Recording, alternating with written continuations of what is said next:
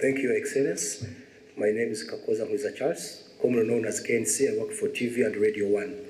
My question, DRC government rejected or refused to put into place the commitments, Washington commitments of June 27th.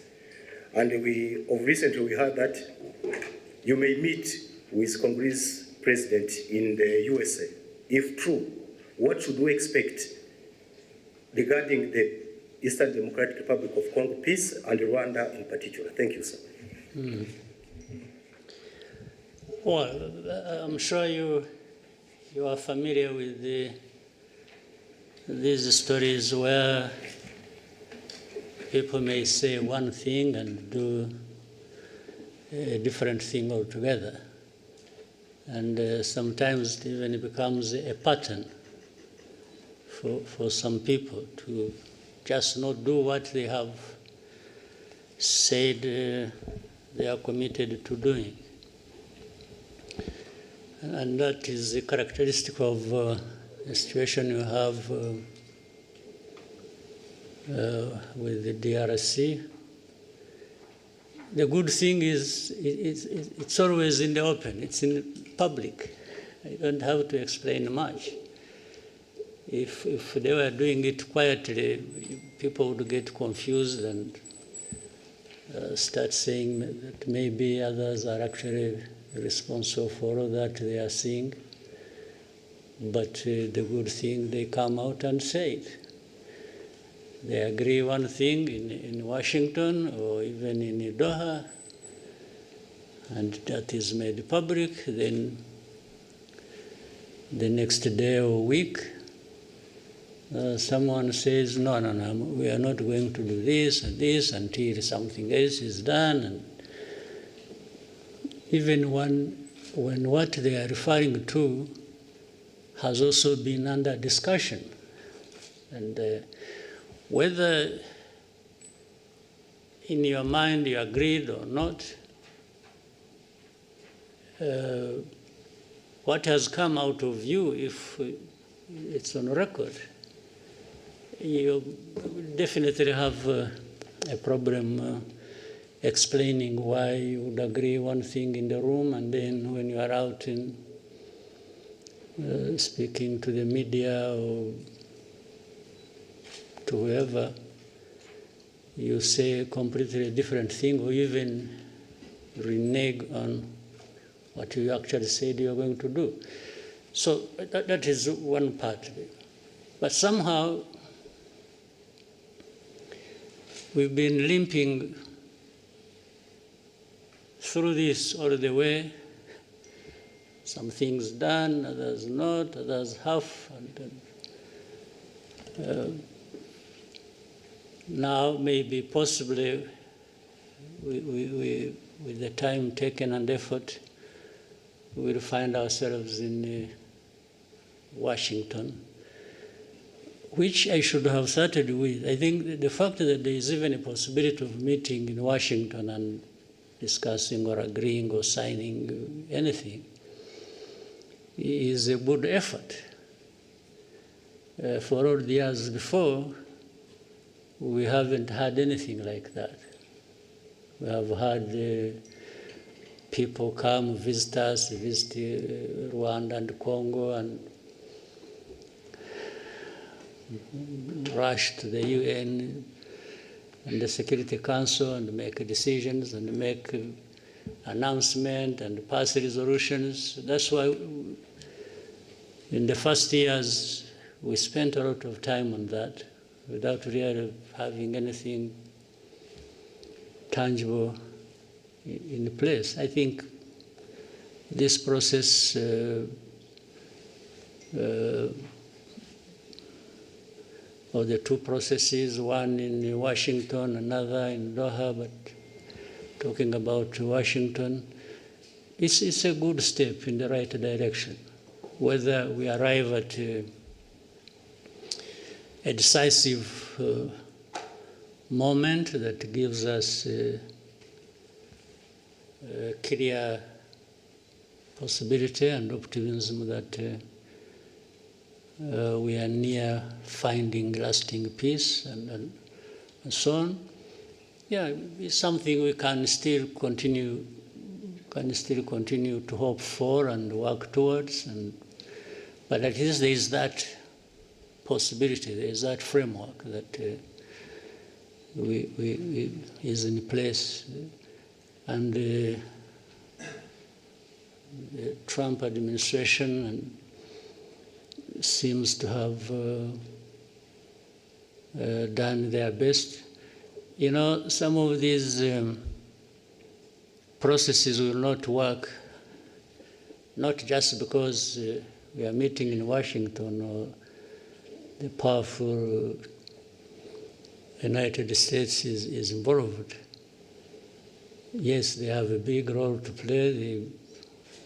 It's what I was praising them for, having made a huge effort. But until those people concerned directly, they themselves want and commit to achieve the end result, which is stability, peace, and security for all that needed, even the most powerful will remain wondering which way to go, or frustrated, if you will. So the onus is on us, mainly the people, the leaders, DRC, Rwanda, and others in the region. You know, Washington took over this when there were also other efforts underway. I'm sure maybe one of you will be asking, or you yourself had it on mind but didn't raise it. You would be asking, what is the East African SADC process? Because they were there. Or the AU, or whatever. That speaks volumes. And the reality is the knot is tied in one place. These problems are happening in Congo, but it seems the leaders don't care or don't know, or they have refused to take responsibility. They just keep daydreaming and talking about all kinds of things, and whenever they've gone all places, the only thing they know how is to keep asking sanctions for Rwanda, sanctions for Rwanda. Okay, but if you sanction Rwanda, how does it solve your problem? How does it solve your mismanagement of your counter affairs? How does it give citizenship rights to the people who have been complaining for decades and have had to take arms and fight you? How does it solve the problem of you having to import mercenaries to come and ask and fight for you? How does it do that? I mean, you know, people should really see things for what they are, and you may hear so many stories about different things, but you also have the ability to see through all that and make your own judgment. So, summary of so much I have said, I'm always optimistic. I always hope there is a chance another day and the following day. But I remain prepared to take care of the business I have to take care of. Thank you, Mr. President. Albert? Good afternoon, sir. Thank you for this press conference. Kind of a follow-up on where we started. At the same time that we have a meeting coming up in Washington eventually, at the same time you have a narrative that has been developing in these last weeks and touching on something that doesn't seem to be the way it is presented, talking about humanitarian crisis that is incredible, millions of people displaced in eastern Congo, that people need to have access to Goma, and that is especially developed in Europe, for what we can see. So sometimes also it reminds me of 10 years ago, or in 2012, 2013, what is this thing about Goma? Because as soon as M23 took in 2012 Goma, the whole world went cuckoo. And now again, everybody wants to have access to Goma. So what is there? Because it's at our doors. At the same time, I believe that after 25 years, to have MONUSCO there, which was also part of the forces that, beginning of this year, were shooting at Rwanda. I mean, for Rwanda, this becomes something that maybe needs to be taken up. Like, how long can a force like that still stay there? And especially that they've been part of the belligerent attacking Rwanda. Mm-hmm. So what is this thing about Goma that nobody knows? Well, Goma is near a volcano, which sometimes erupts, and so maybe that seems to be the factual thing about Goma. The rest are just stories. But from what you started saying, what is it that didn't actually originate from Europe? You asked something about Europe, and you are saying the stories about Goma and so on are originating from Europe. But what is it that didn't originate from Europe about this story or about this problem? If you look at the whole history and the old history, but even the recent history, you have had Europe always in the mix of things in and between our countries, and even to do with the crisis we have in Eastern Congo or the region.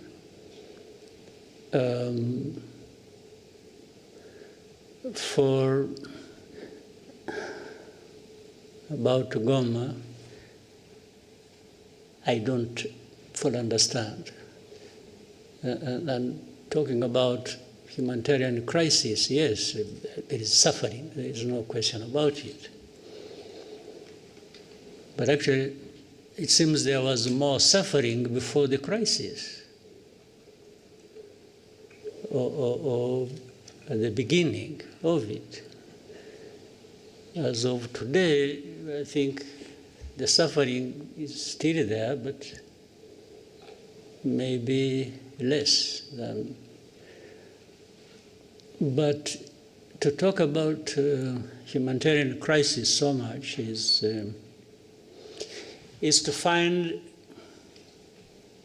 an entry point, an easy entry point into that crisis, and then shaping it the way some people want, given how they have been relating to this history I'm talking about all along before.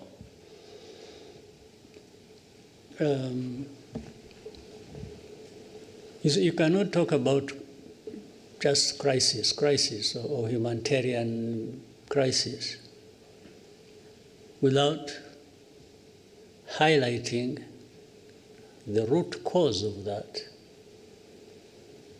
And people have always avoided bringing up matters to do with the root cause, because in the end it exposes people like that. So there is always a way to shape things in a manner that there is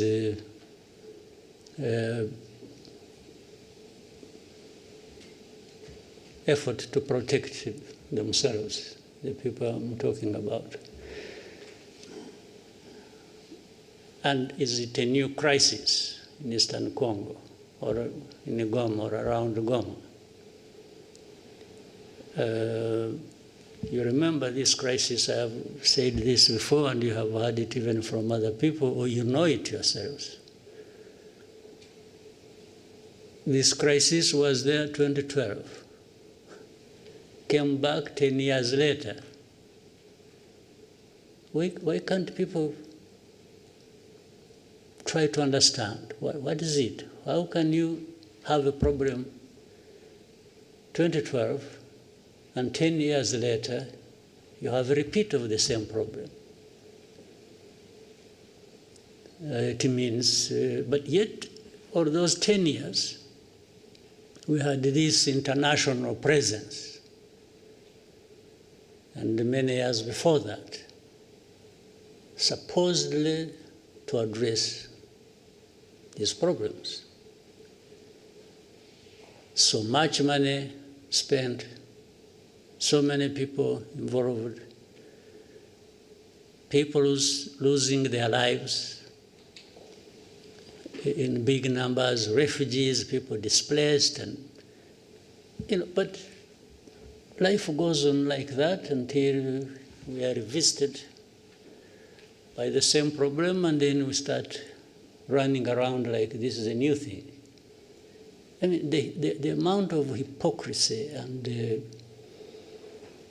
even double standards and real insensitivity of some of these powers that we know, who are associated with the cause of these problems, or who accompany the crisis in a way they have chosen, and in the end they are the ones making so much noise about, they look like they are really hurt by the suffering of people.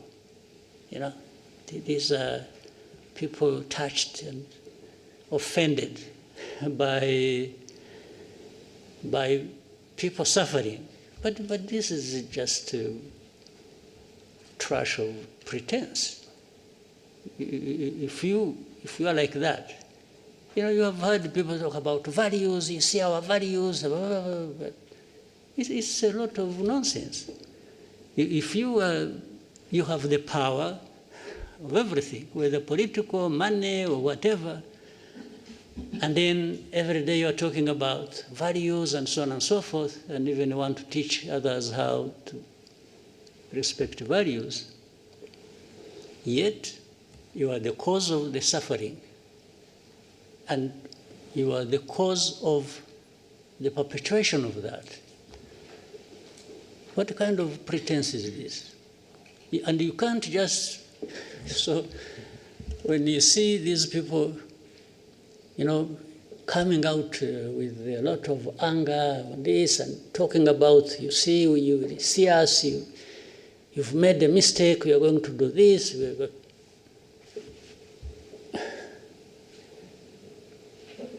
In the end, all they are doing is adding more suffering to the suffering that is already there.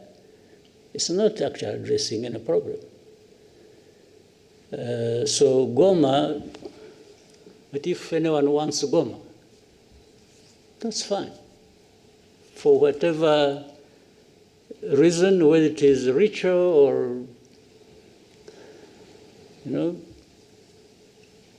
some believe in witchcraft, they would want to go and pray in Goma and meet their witch doctors there and so on and so forth. Still, you know what? Goma it's not functional as of now, but it is in the hands of some people. You go and talk to them. But if I were the one, now let me be myself, let me tell you a story. If I were the one, you come and I'm the one controlling Goma, and you come to say, I want to use Goma. I say, fine. But these are conditions. Goma is part of my problems that I face with the government. And now it is in my hands. I will not give it to you until you show me, alongside that, how you address my problems. Well, I may sound speaking for these guys, but I'm just reasoning. If I were the one, you want Goma, you want Kavumu, or Bukavu, or you want the whole of Eastern Congo back, fine. I have no problem with that. It will only come with you addressing my problems. Yeah, you understand? In my long history, in my judgment, that is what I learned over so many years of fighting for my rights and for, you know, people have, they sacrifice, they do what, but unless they have no reason they are sacrificing, that's a different issue. But if they are, everything should be put together. You want this, I'll give it to you. I have no problem. But we came to this point because of this reason. So if you don't address that reason, how do you just expect to you cause problems? And then you come and say, you know, and this I'm saying because, again, for me, what you see is what you get. We used to tell Congolese from the beginning, when, you know, we would be in the discussion and it's like you see leaders behaving like, it's like, you know, you must do this, you must do that, and they are the cause of problems. So I used to tell the leaders of Congo that asking, or in order for us to have security in our country and have peace, and that we have fought for so many years in the past, you know, it's a must. We must give each other peace. I can't ask anybody for peace as a favor they are doing to me. No. For us to have peace, I beg you, and you have to do me a favor to give me my peace. That's a different world I don't live in myself. I cannot ask anybody to do me a favor to have Rwanda secure or to have my right. Well, initially maybe I can ask you to do a favor, tactically. I can say, please, I beg you, I can even kneel down if you want. But if you don't give me my right, then it means a fight. We will fight, no question about it. So there is no way where I'm concerned, you can do me a favor for my right. Who are you after all? Who are you to have everything, including my own right, that you can control? How? Who are you? What gives you that right or power to be able to do that? So I've given you more than you really wanted, but Goma is part of the problems we have in Eastern Congo. And yes, Goma should go back to its operations as an airport. But what is it that stopped it being so in the first place? So you must address that. You want to address humanitarian crisis. I agree. There must be a way of doing it, taking on board the fact that there is what is causing the humanitarian crisis, and that must be addressed. Right? So, anything else about Goma? Well, somehow there is also another side of the whole story that has been kept repeated, especially now it's still alive in Europe. It's about the looting of minerals and all of that. I mean... Again, that is nonsense. Exactly. They looted minerals better than anybody, worse than anybody I know of in history. So would you even listen to that? Minerals? Minerals, they sell minerals in, what is it? In Antwerp, in where is? Antwerp. Diamonds. Diamonds. But there are no Do they produce diamonds? Or they have gold, bullions they took long ago and they are adding more. Do they have a lot of gold really? Do they have gold mines? These Europeans? They take it, okay. To make their case even simpler or less than it is, they may even say, no, but the gold or the diamonds or whatever we have is brought by legitimate people, okay? Would you believe that? But that legitimate, when they are there, they are the legitimate ones. So, but this whole thing, why do you think, by the way, there is something to do with there is an MOU actually we're supposed to be having with Europe, which involves, I think, and a lot has been worked on about traceability and so on and so forth, okay? Rwanda got involved in that and passed every stage and standard that was expected on that.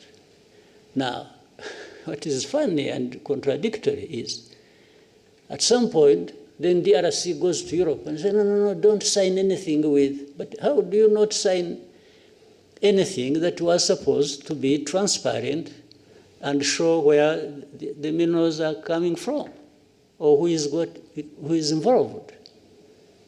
So on one hand, you want to be clear that there is nothing except that Congolese always passed through here, and some sold it here to Rwandans who went and sold it to somebody else. Others, they said it through Burundi, through Uganda, through the neighbors. But it is only Rwanda that was picked on about minerals.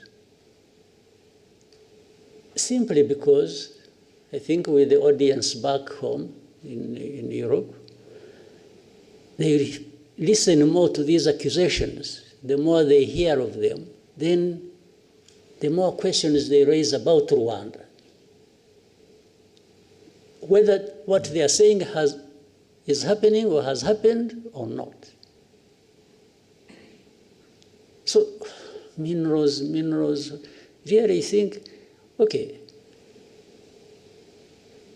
FDLR, that actually at some point was in control of Goma, or the surroundings of Goma. Why are they found to be innocent in the whole equation? And yet every day we point out things to do with FDLR. But they are not interested. They are saying, no, they are few, they are...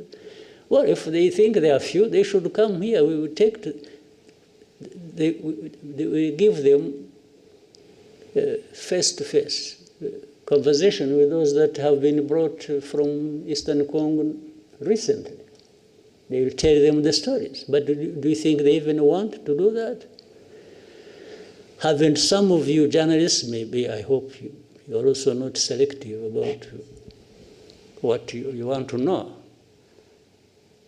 Haven't you asked to go and meet these people who have been brought from Congo, the FDLR, to tell you their stories that show you how they are so embedded and intertwined with the Congolese forces and other systems of government? So that plays behind the scenes role, and you don't see it at the forefront being talked about. In fact, some of these FDLR have been doing mining in Eastern Congo. Where do they take their minerals? Maybe those are the minerals that end up in Europe, but they would rather hold Rwanda responsible based on the stories around minerals. What sense does it make? You know, don't... sometimes we overrate people. We overrate them in a sense. We think they have, when it has been said by Europeans or by this, then it must be true. But these are the things they get involved in. Petty things. And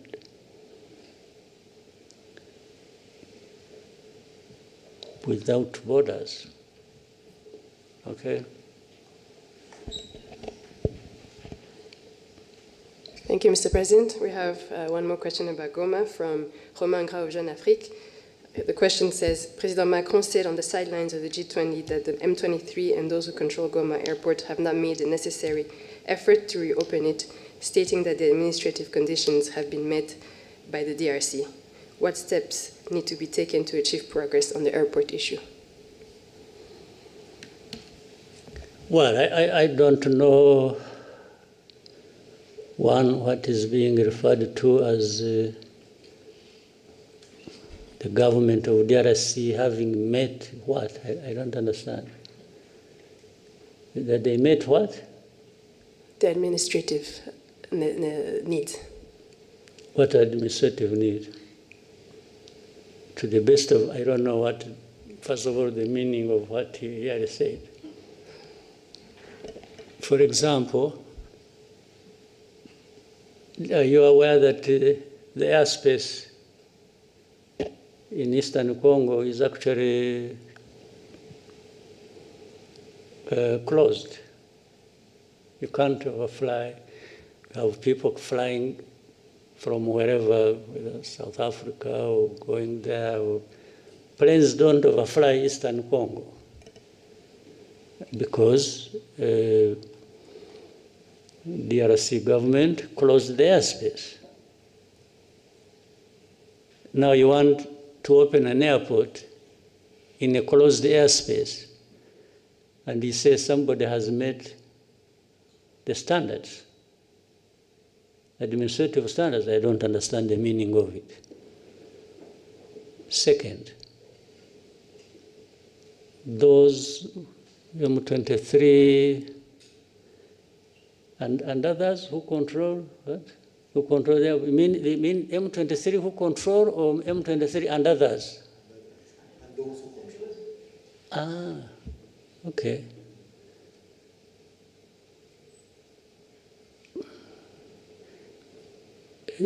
Could I equate it with saying, maybe you wouldn't like that,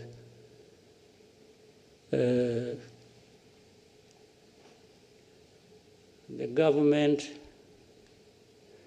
of DRC, the FARDC, and FDLR. FDLR actually has a big control in that area. They are being fought every day by the M23, even before those who control the airport come in. So would President Macron wish to say something about FDLR? I don't think so. You know the reason? There is a whole story about FDLR and those others from Europe who talk about the airport, those others who control it other than M23. There are those others from Europe who control FDLR. And that's why they are always quiet about FDLR. You see always when issues about Eastern Congo, about Rwanda backed M23, and then when FDLR, they are really whispering. They don't even want anybody to hear it. And then for government of DRC, it's some individuals who get involved in these wrong things. It's not the government. I mean, this is selective way of presenting issues and even wanting to address matters sensitive like that based on how you have selected to handle it. I think it becomes part of the problem, by the way. That's why I was saying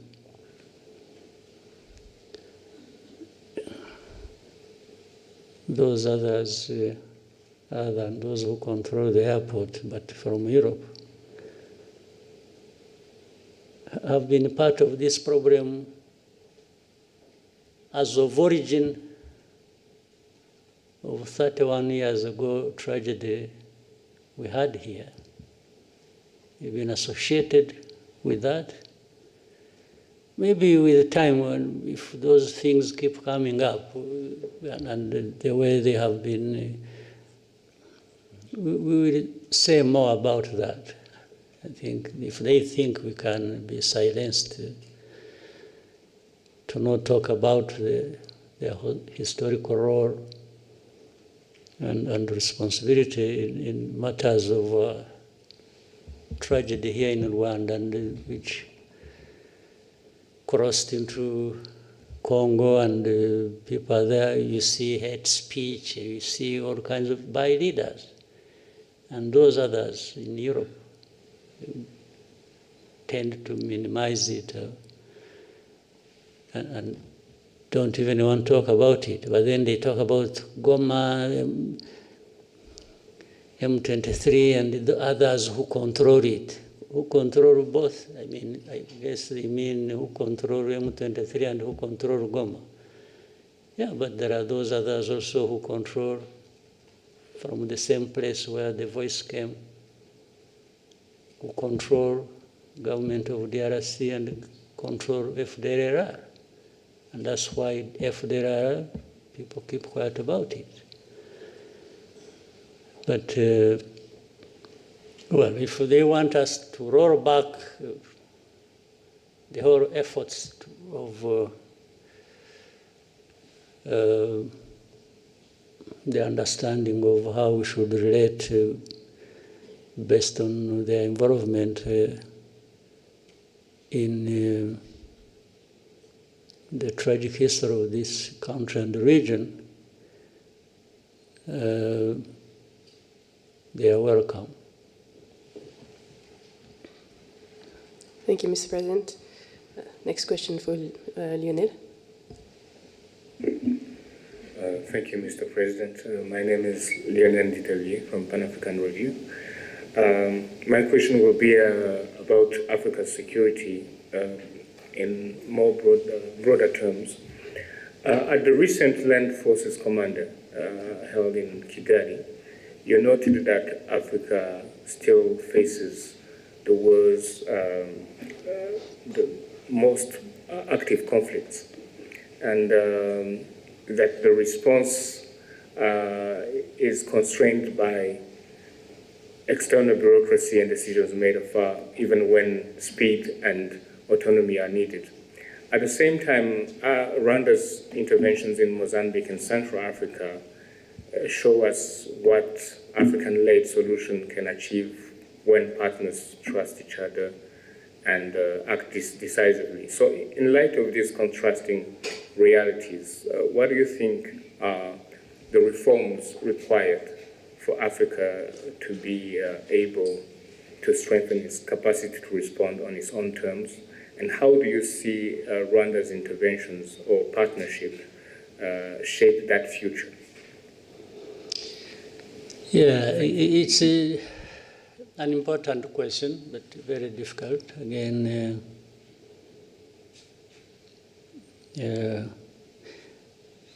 I think if I remember the saying, you can take horses to the well to drink water, but you can't force them to drink.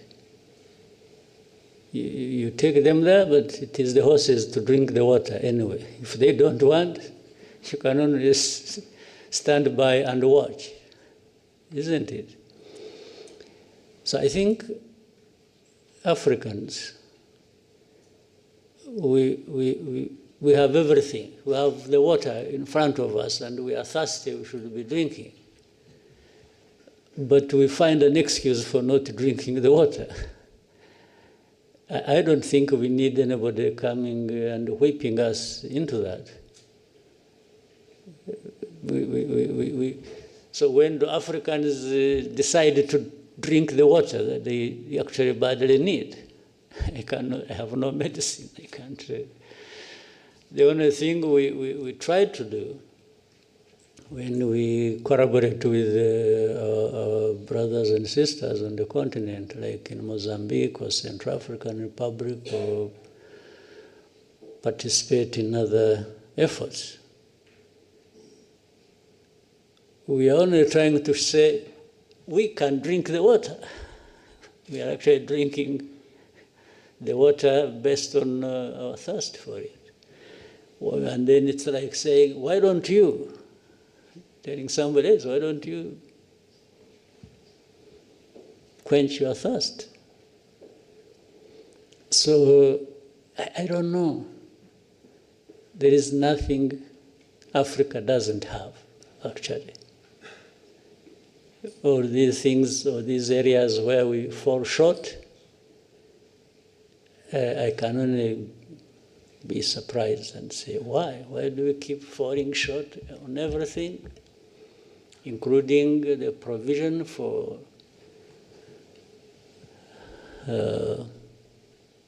security for our people, when we have the people, we have the resources, we have the knowledge, we have... what is it that Africa doesn't have? Tell me. We have good weather, maybe that's what spoils you. We have... what don't we have? Numbers, we have 1.4 billion people on our continent. So what do we want? You know, what else do we want?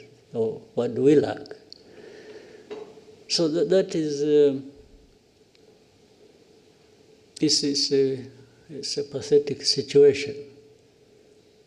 Yeah. I don't think I have helped you to understand what you can do, but not for lack of trying. Yeah. Thank you, Mr. President. We take one question and then go to break from Anangwe. Thank you, Mr. President. Eugene. Maybe why don't we continue a little bit, then maybe another 15 minutes and then take a break. Eugene Anangwe, we're CEO, founder, East Africa Media Group, and the Africa Leadership and Dialogue Institute. Mr. President, my question is on leadership. And I listened to you keenly at the recent Unity Club forum, where you challenged Rwandan leaders to reflect on what's holding Africa back. And I remember you talking about feeling that this is linked to leaders who pursue individual gains. For the close to 20 years I've been in Rwanda, I reflected on this, especially listening to people who have been serving in different quarters.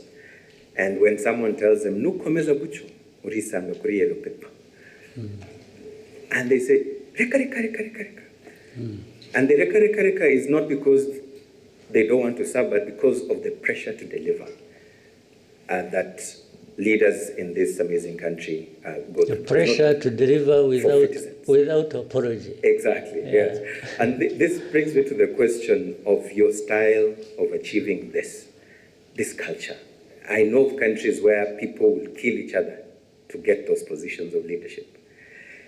But here, not everybody can take that pressure to deliver without apology. So if you were to deliver a lecture at President Kagame's School of Leadership, what would those three things be that you'd say about this subject of servant leadership that happens in this country?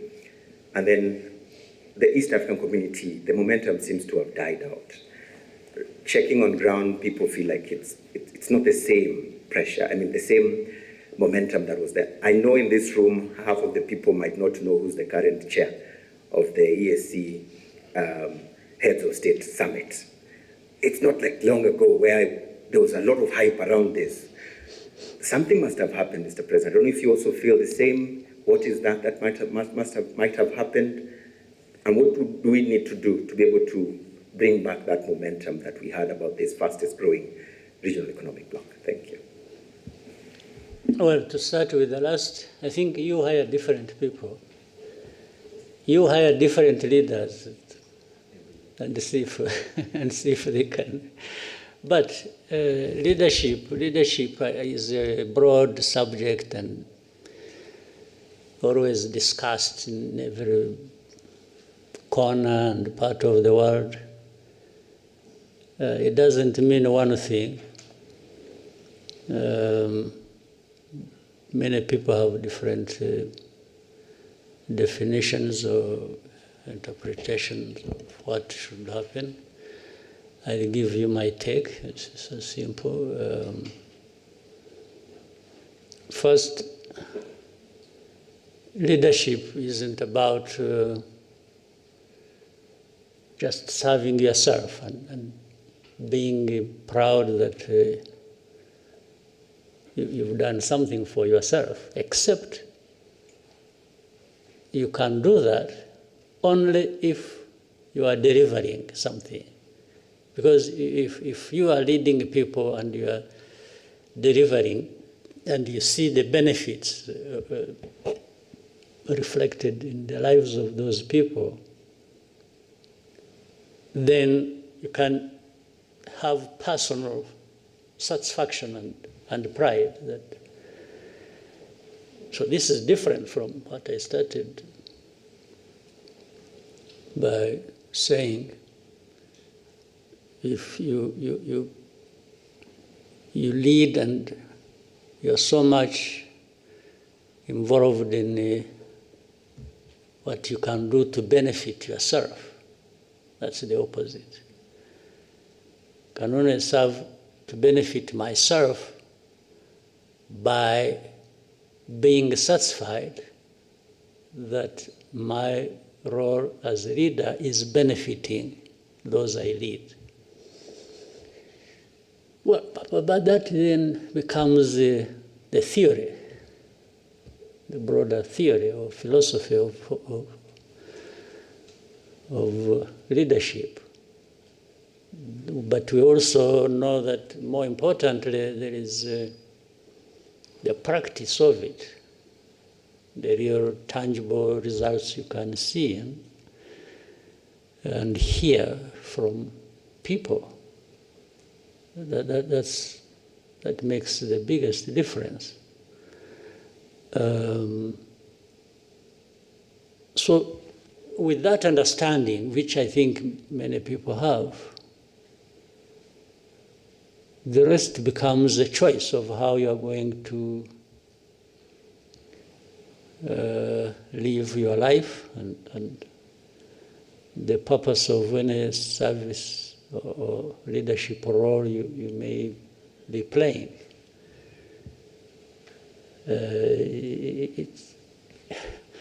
We can learn the theory, but in the end, the practice is ours. Yes, you can study and have degrees bestowed upon you about leadership, and you can be an expert and be there actually teaching leadership, and everybody moves out of the room energized and feeling on top of the world.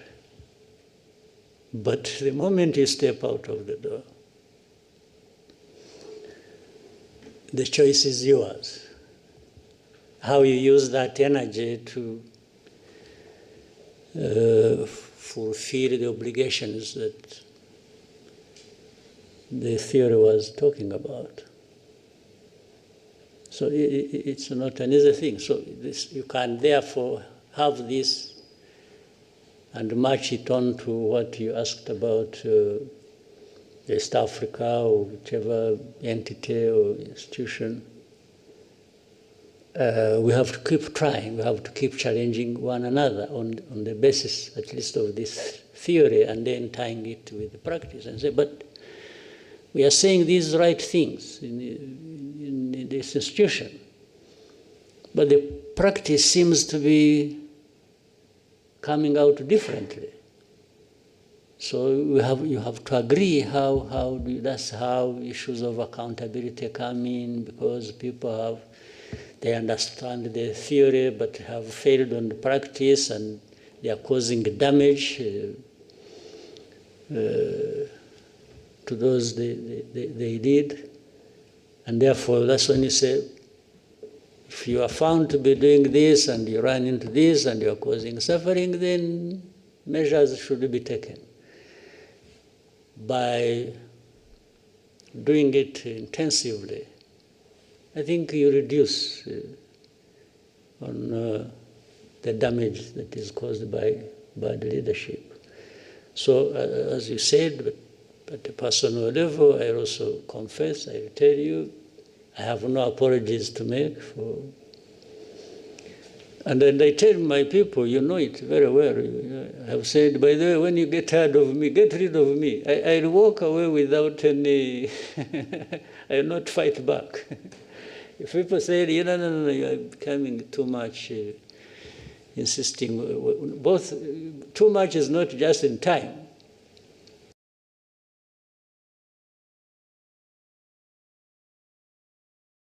Too much can also be how much you do in time that disturbs people, okay?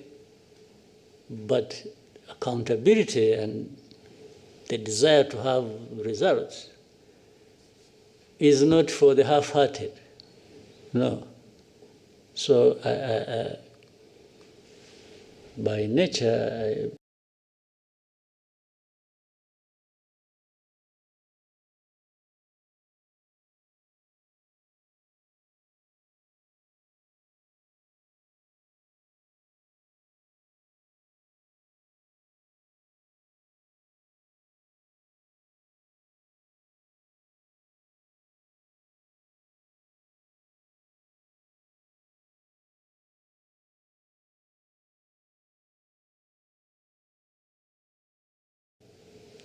but age is catching up with me, so I have some reduced energy.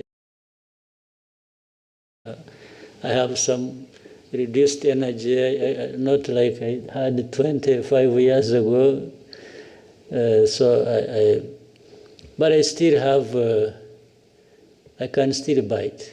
I still have some, right. Thank you, Mr. President. Vincent? Morocco's Excellency, Vincent Gassana, Katie Press. Bear with me, sir, I'm going to go back to the DRC crisis, which continues to cause instability, insecurity, and of course, devastation for the people of Congo. It seems to me, sir, that the main factor perpetuating the crisis is what is a determination by certain Western governments to direct away from the attention away from the causes, underlying causes of the crisis, and instead just seeking to make Rwanda some kind of sacrificial lamb for every sin to do with the DRC. Now, I appreciate, sir, that the Rwanda does not have the power or the influence of these nations, but it is nonetheless a sovereign nation, a sovereign member of the United Nations, African Union, and other similar bodies. I wonder if there are any mechanisms within these bodies where Rwanda can table motions to hold these governments to account, not just to give Rwanda respite, but most importantly, really, for the sake of the people of Congo who suffer the most from what is a profoundly egregious cynicism, which this government seem to think works in their interest. Thank you very much, sir. Yeah, again, it's, I can say we are trying, and we'll keep trying. Maybe every day that comes to pass has brought something new, and looking forward to the next. But this is the state of affairs in the world we live in. There are these things that are never straightforward, and much as we may deny it and keep running away from it, it's that saying, having might tends to make people right, or give them the right. So we have had this for a long time. They might tend to think they are right, and they don't care, even when they realize that what they are involved in is wrong. But as long as it benefits them one way or the other, they will take that direction. They don't care about you, and especially when it comes to we Africans who are even ready to accept it. It's like Africans, we are happily exploited. We tend to, be so subservient that somebody does wrong to you, and the tendency is for the Africans to be the ones to apologize. You get offended, you get hurt, then you are the one to apologize. And really I can't keep blaming somebody else other than ourselves. Why do we? So, but we can't keep quiet. We always raise these issues. I'm sure there are many who are capable of doing that and who want to do that. We all can't be silent in this case. So while our power is limited, it's not like theirs. One, we have to reject it, that we can't just be treated the way we are. The second is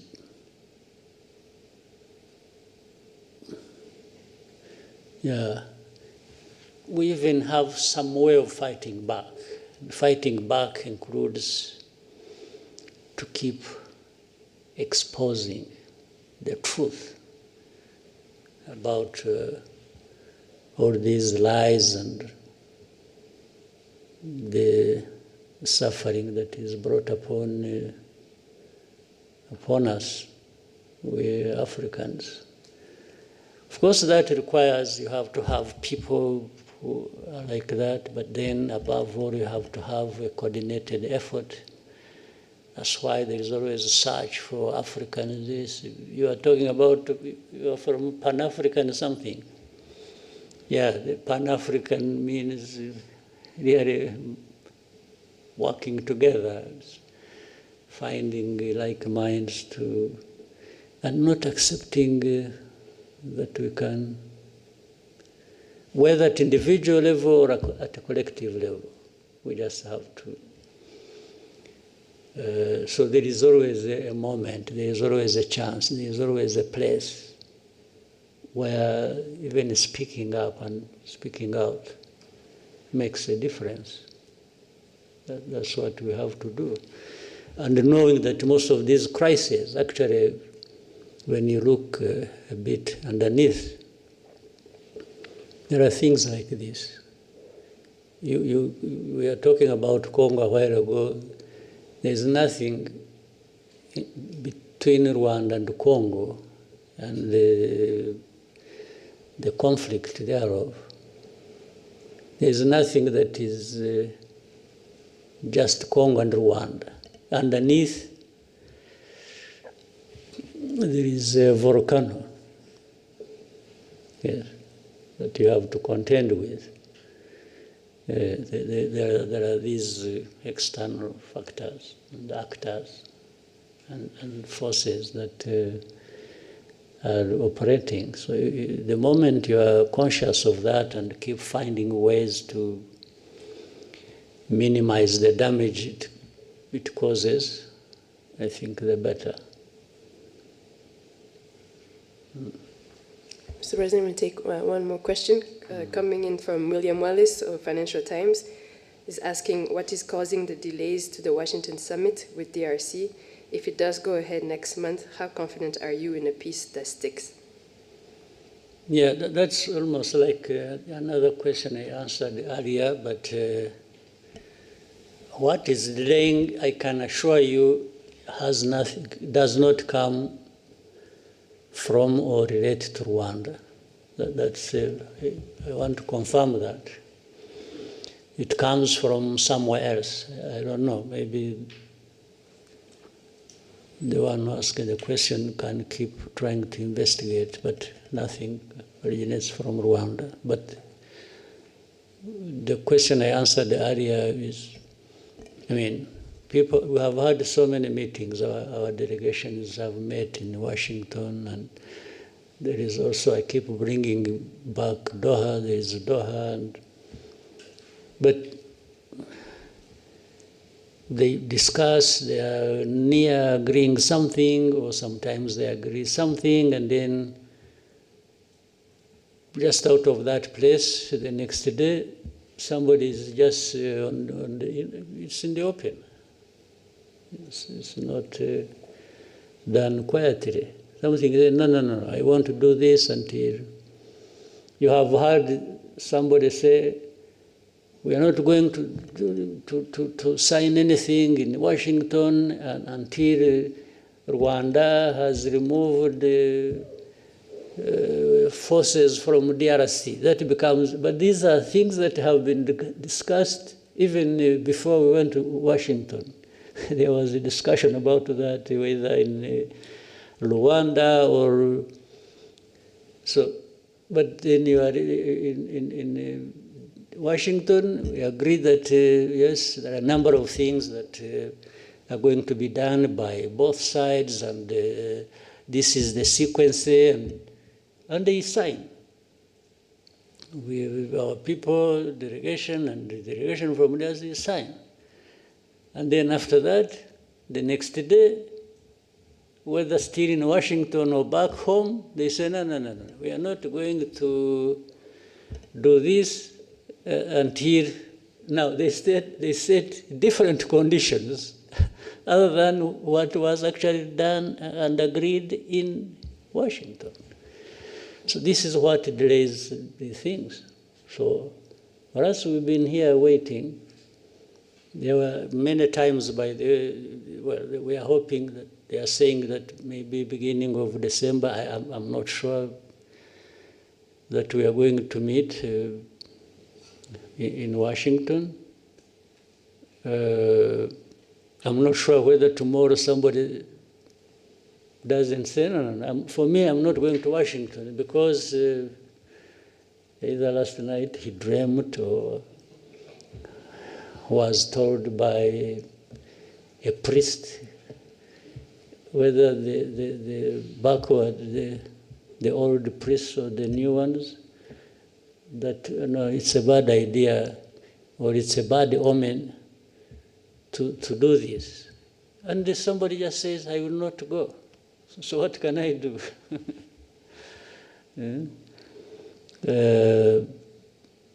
But we are still hopeful that maybe because those bringing us together maybe have some power to move things, but at least for sure they have the intention. So we will wait and keep hoping that it's not just about a trip to Washington, it's about making steps towards finding an agreement that can help us start a process that will bring peace to our region and to our countries. Thank you, Mr. President. We'll now take a 15-minute break and come back. Maybe 15 minutes or even 10, and then we... But you forced me into a break. I welcome it, and I welcome it anyhow.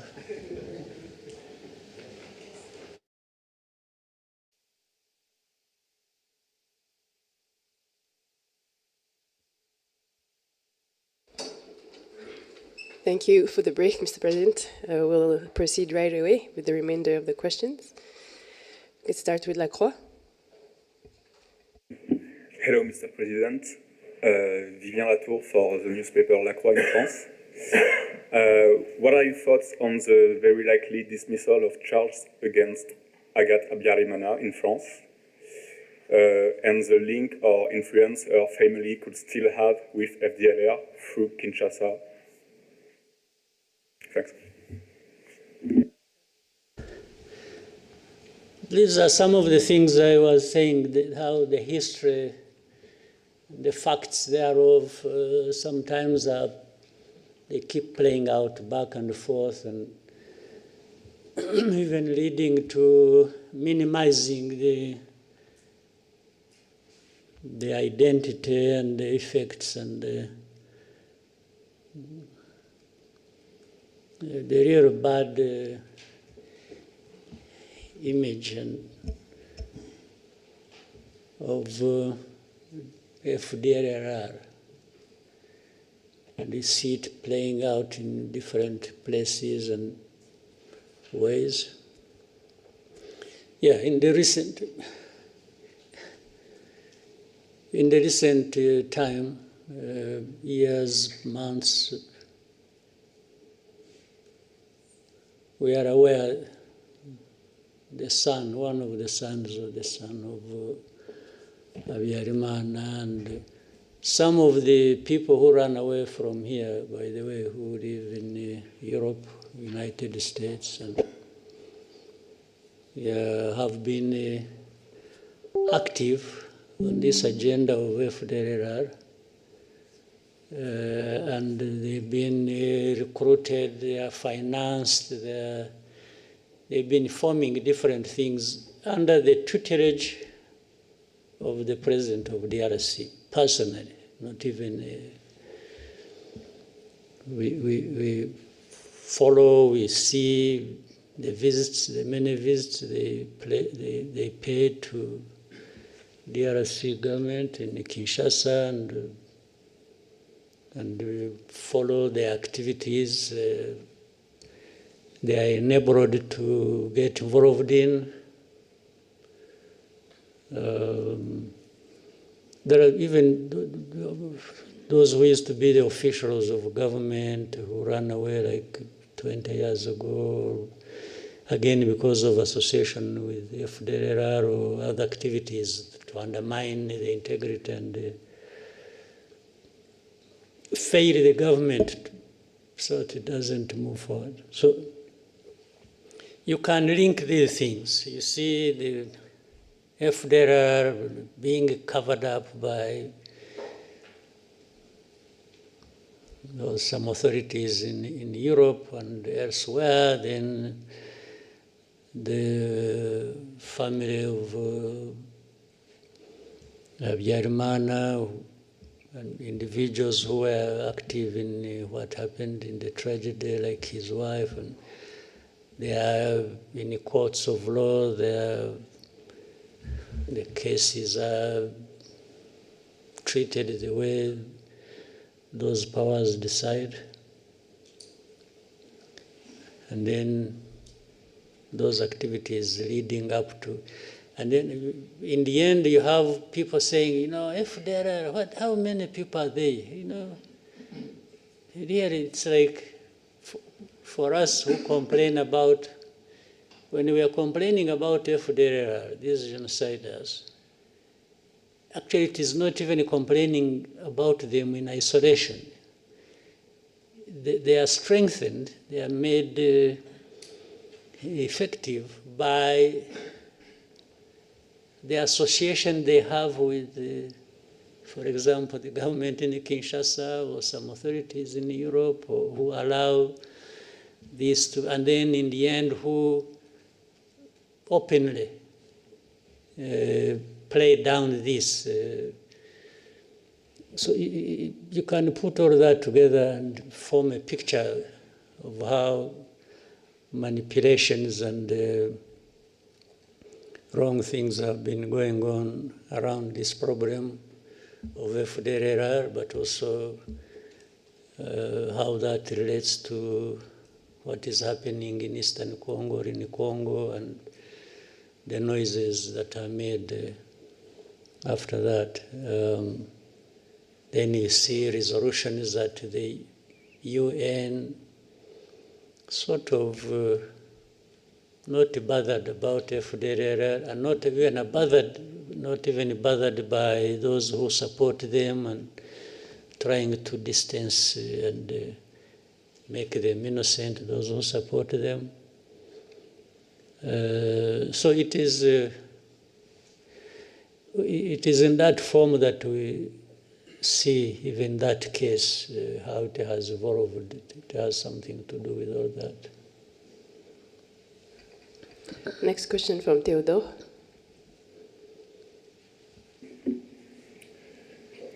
Hello, Mr. President. Theodore de Queiroz.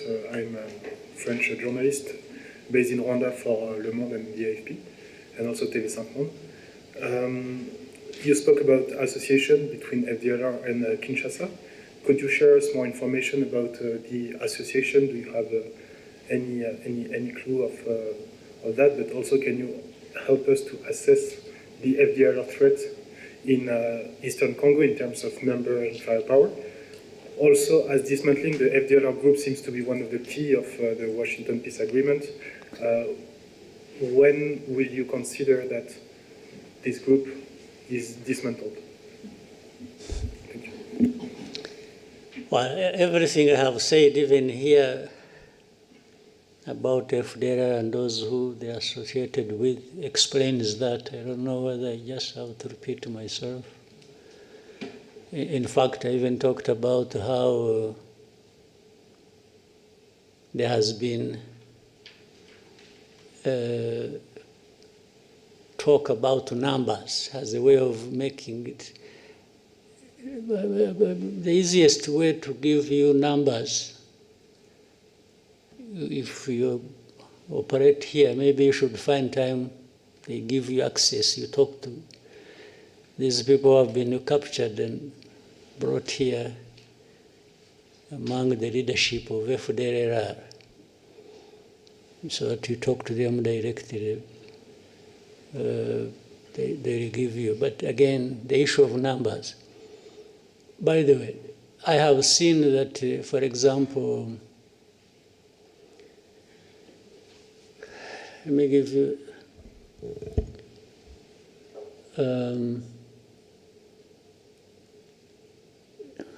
you know, in Congo, there are different forces.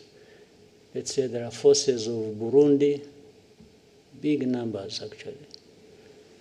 Last time, since we talked about Goma, that even before just before Goma fell, Burundi had in Congo over 10,000 troops on the ground.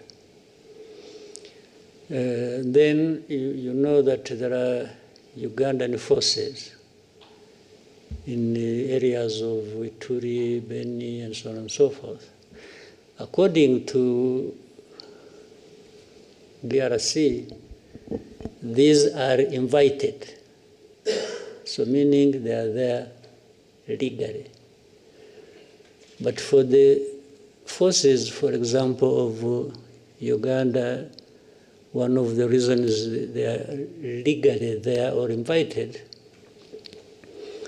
is to do with these groups of ADF. Would you be interested in finding out or understanding, or let us understand, in terms of numbers, how many are ADF? To make it such a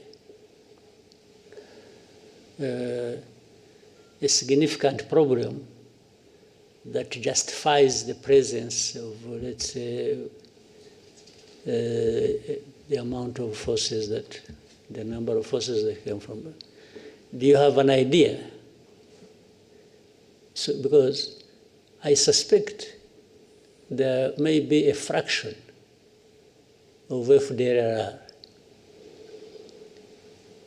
but it is taken seriously by that label put on them, terrorists. You see, terrorists, even when they are 5, they actually do harm, and people take that seriously. So if there are, why no one would take them seriously, knowing that their history, and worse still, knowing that they are associated with a government in DRC.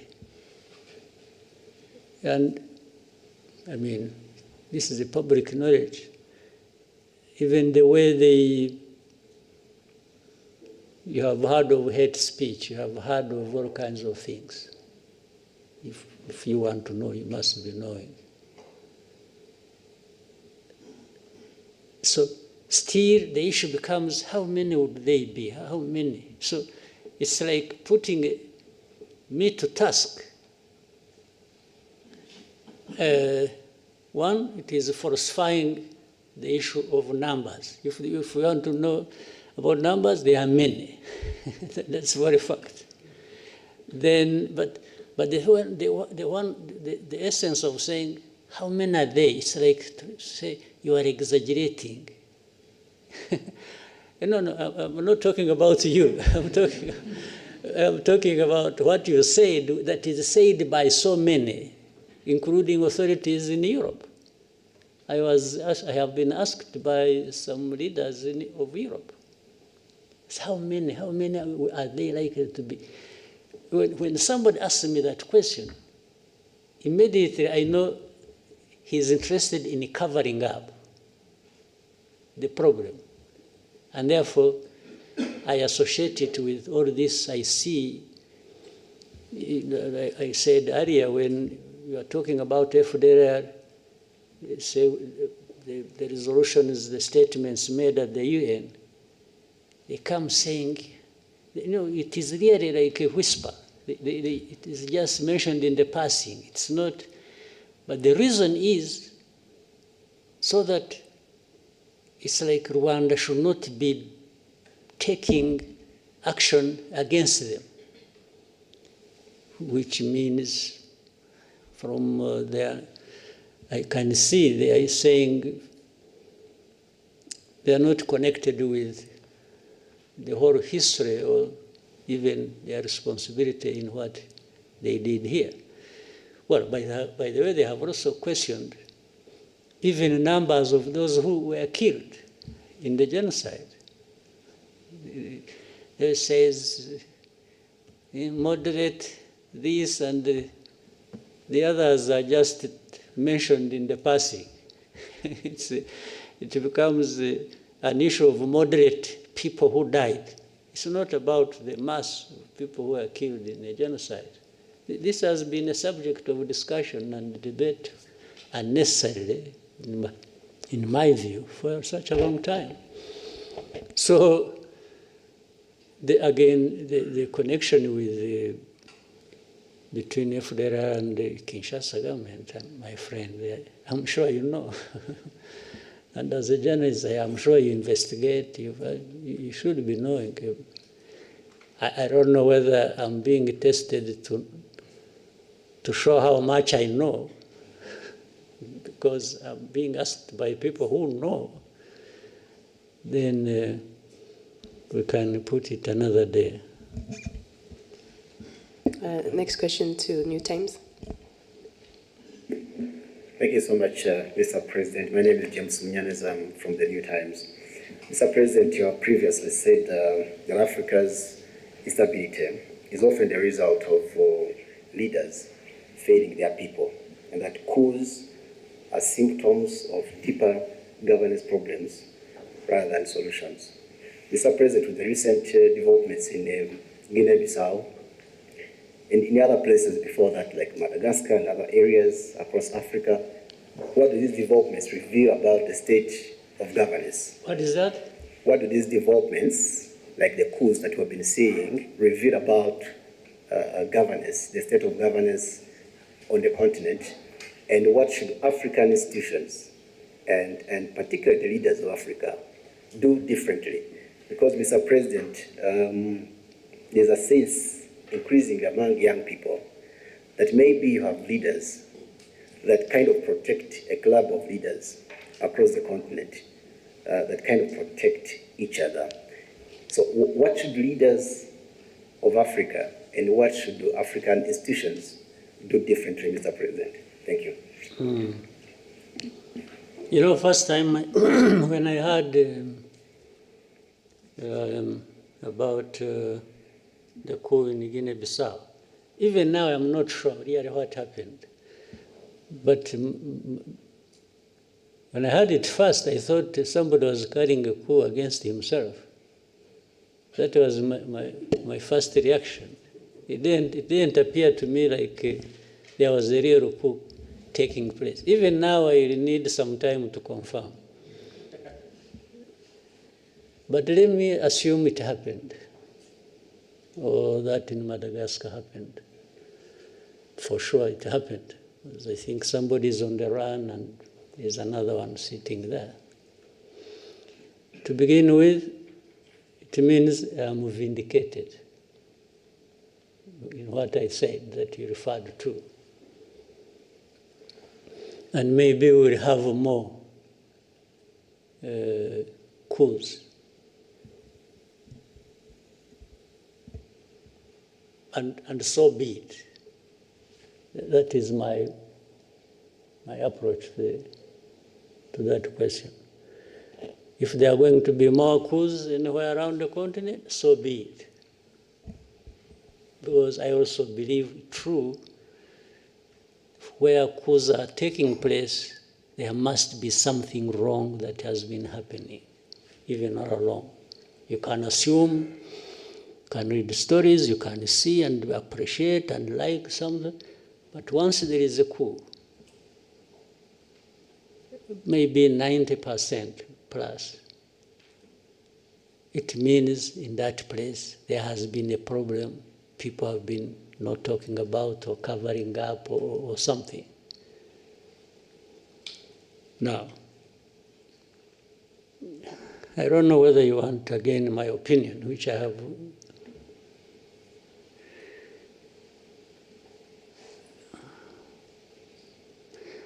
Because what is interesting, some of these coups are happening in a place where these, they are happening in places where these people who make judgment about us, the West, have been praising leaders. Okay? These coups only happen to tell these people you've been telling lies. Tell me, and maybe you can think about it and investigate and find out later, you'll tell me later.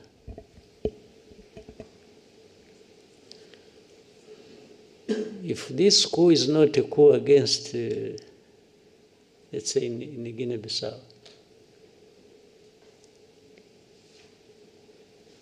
what do you know about Guinea-Bissau that tells you, you know what? Such a coup should not have happened. What is it? Because, or even go to Madagascar and tell me, you know, the way I know Madagascar, the way I've seen, why should the coup have happened? When we ask ourselves the questions in that form, we might then get to understand whether there are underlying problems or there haven't been, somebody just out of madness acted and overthrew a government. So the young people you talked about, you call them Gen Z? Well, why did you go to Z before you went to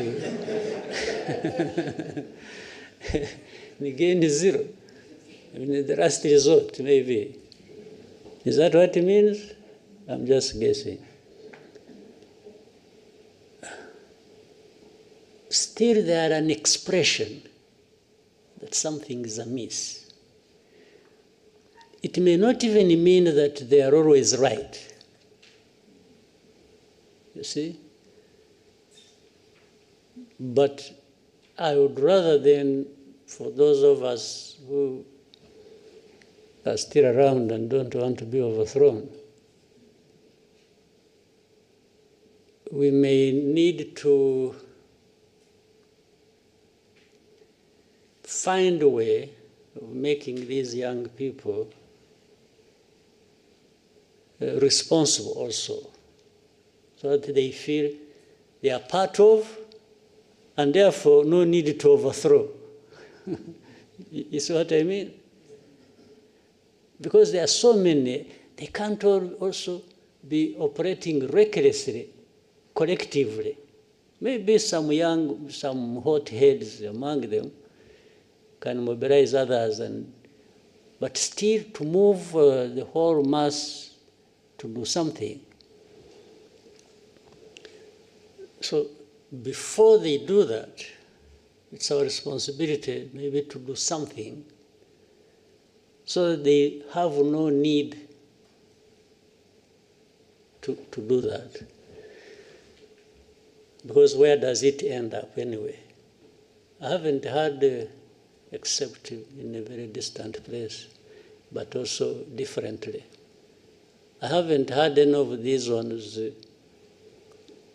go through that process and becomes the leader. So they always end somehow, maybe for another year, for another term, okay? There is a way to do things and to have a conversation in a manner that they become part of. And they become part of, if a country, because countries have problems, mine has problems. And people necessarily do not get everything they want, because there are real problems that people, say this country, if I use my example, wouldn't have everything as they wish to have it. But it is my duty, and for those other leaders of this country, to be out there transparently explaining to people why there are these problems, and show the effort you are making, and also that it involves them to try and deal with this problem. If somebody has a problem they understand, they won't be violent. They'll even be more sympathetic. They'll be a bit sympathetic because they know somebody, let's say you may say you want a road there. People may say, I want to see a road 100 kilometers from here to there, tarmac road. But if I go to them, I say, you know what? I'm really trying to put this road because I also think it should be there. But the resources we have, the envelope, so small that we have to split it in so many things, hospitals, schools, this and that. So I'm still falling short of the budget to take care of these roads. So please bear with me. And then I will also tell them, we see in our tax revenues, we are trying to get money from, but you're also not paying up. You are dodging taxes, you are doing this. So please, if you have, I'll make sure that your money, we'll find a way to making this road. Or, you see, they were used to having these powerful people, the donors, giving money, and they'll tell them, you know what, they no longer give the money. You were used, you were spoiled that these people would provide money, but they are no longer showing up. Maybe they all have their own roads to build too, and the money is falling short. So, and say, but bear with me, but let's be together. So if you are transparent, and they understand they don't have that thing because it's not your problem. It's not somebody who got the money and took it in corruption or something. Why would anybody get angry with me if I have explained like that? But if they suspect, no, but you're not sure, you're not taking your money, this money for yourself, they will not be sympathetic. They may even tell me lies and laugh and clap and like they have listened to me, but in their hearts, they are keeping a grudge with me. Yes. So one day they will show up on the street. If it's the road, it's a hospital, it's this, it's that, and then later on they get news about this man who is not, he's building a castle in Paris or in Brussels or in New York. They will come for your throat. Yes, they will, it becomes only a matter of time. They will come for, you know, they will come at you and you will face it. So, but for the coups, for me, I summarize what I've said before. In a way, maybe there are good coups and bad coups. There might be a coup by somebody who got high-handed and high anyway, just not handed, but high, and became reckless and thought because he has a gun he will go and take power. That's a bad coup. But if somebody, a group of people say, no, enough is enough. These guys have been telling us lies. They've been doing this. They're enriching themselves. They are cheating us. We can't have it anymore. It's stinking. And they go for whatever form they do it.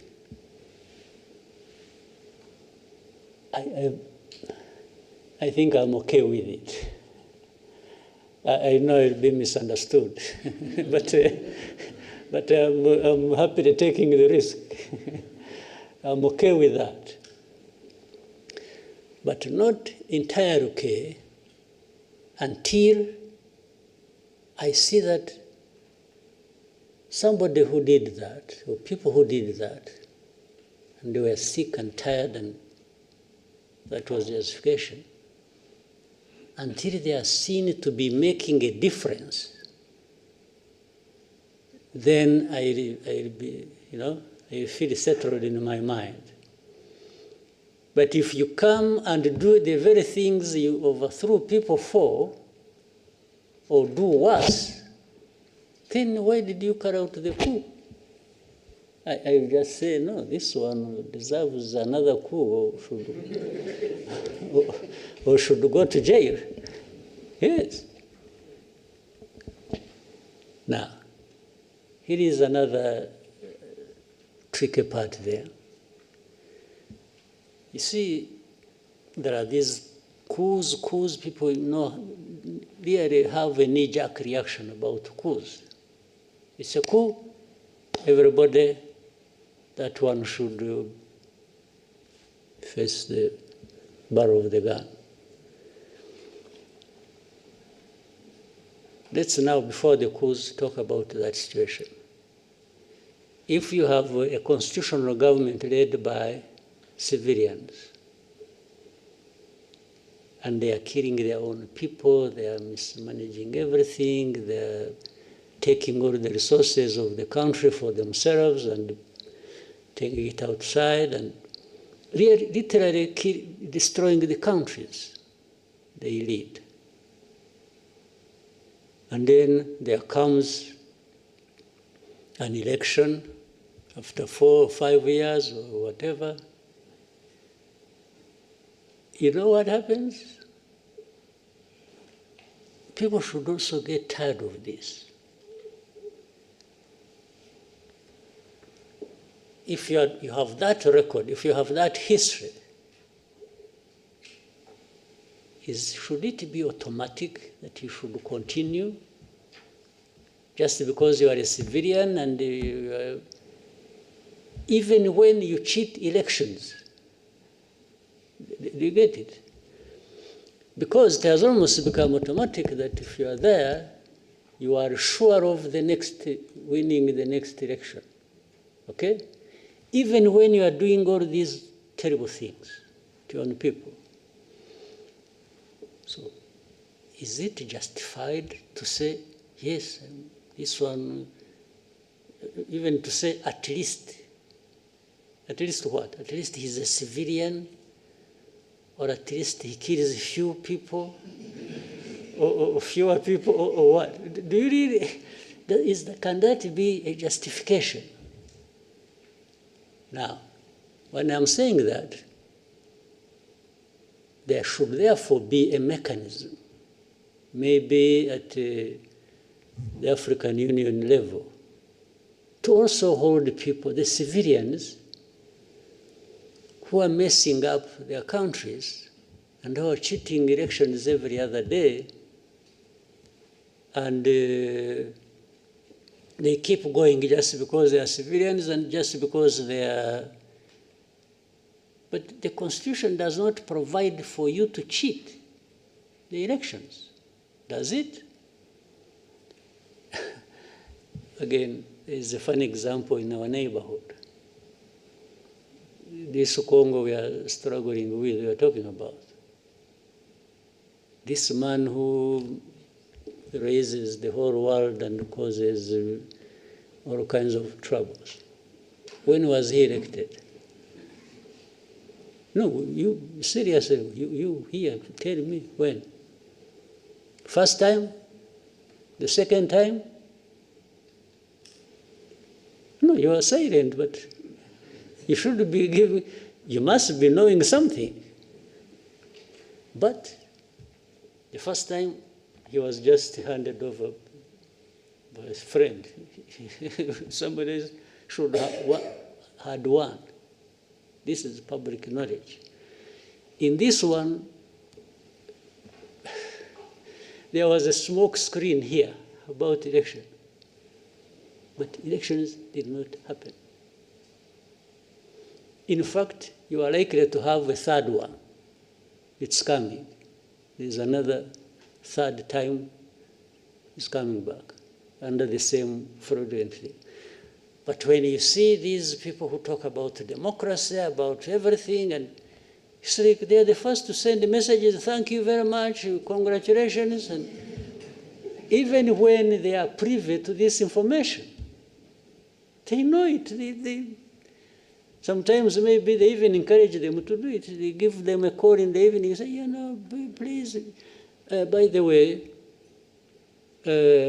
I have a company that is looking for cobalt. Are you aware of that? You know, company X that is, can you give them, what do they call it? Concessions. Can you give them? He said, yeah, of course I do, okay. That is a deal. A deal for cobalt, a deal for winning elections even if nothing happens, or to win even when he has lost. I mean, you must be aware of these things and how they go. So you can crucify me for my crimes, but when it comes to you, as I also said, I talk about it. So why this world we are in, it's not playing ping pong. It's just because at the same time we are talking about lives of people, right? Yeah.